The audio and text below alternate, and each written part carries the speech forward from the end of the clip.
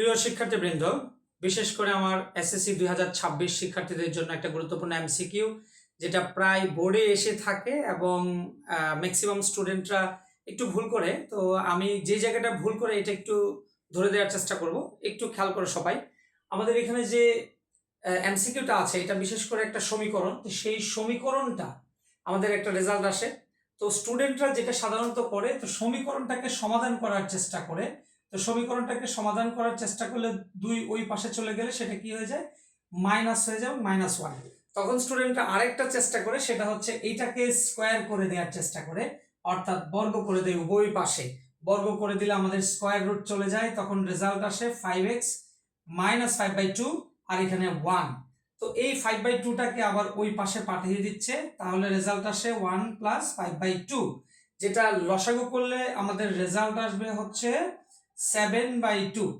আবার যদি শুধু x এর ভ্যালুটা বের করি তাহলে রেজাল্ট আসে 7/10। তো অনেক স্টুডেন্ট কি করতেছে, অ্যান্সার দিয়ে দিচ্ছে এটা, যেটা সম্পূর্ণ ভুল অ্যান্সার। এখন কেন ভুল অ্যান্সার সেটা আমরা একটু দেখব।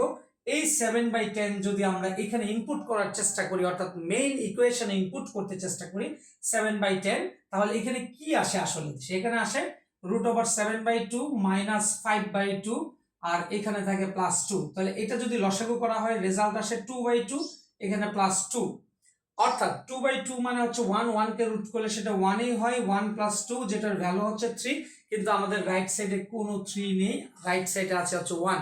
তার মানে আমাদের ইকুয়েশন লেফট আর রাইট কিন্তু মিলে না।